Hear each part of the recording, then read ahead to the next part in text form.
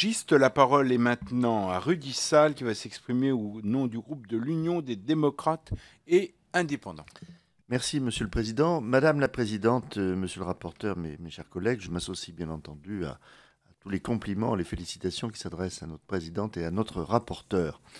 Le rapport de la mission d'information portant sur les liens entre le lycée et l'enseignement supérieur, problématique éducative, est d'une importance majeure dans la mesure où elle soulève la question cruciale du poids de l'orientation dans l'insertion professionnelle des jeunes. Nous connaissons les limites de notre système éducatif, parfaitement résumées par notre rapporteur et par les travaux de la mission d'information.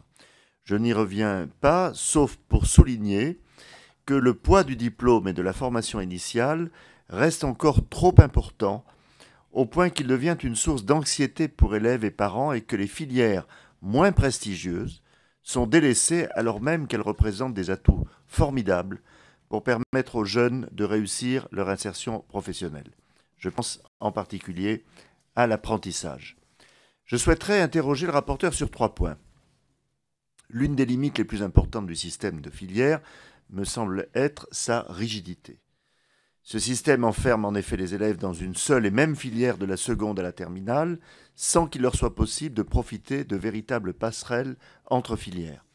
Pour y remédier, vous proposez notamment de prolonger dans le second cycle du secondaire la logique d'un socle commun de plusieurs matières fondamentales assorties d'options et recourir à des pédagogies différenciées en fonction des formes d'intelligence ou de faciliter les changements de série au sein des filières générales et technologiques et les passages vers la voie professionnelle en soutenant le développement des stages passerelles.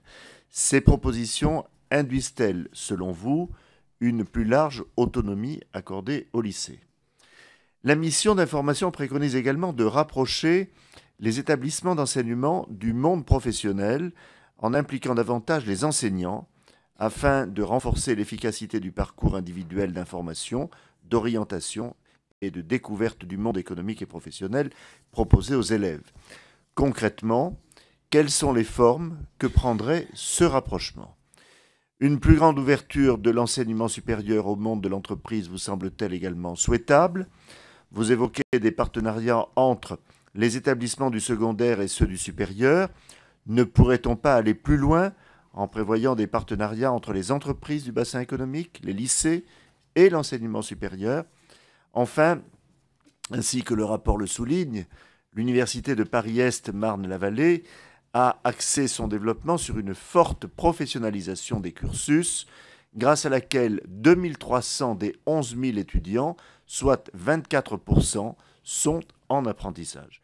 Les taux d'insertion des étudiants à 30 mois atteignent en effet 93% en sciences humaines et sociales, 91% en économie et gestion et 94% en sciences et technologies.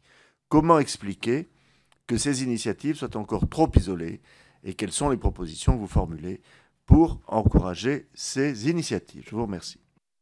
Merci Rudy Sall qui s'est exprimé au nom du groupe de l'Union des démocrates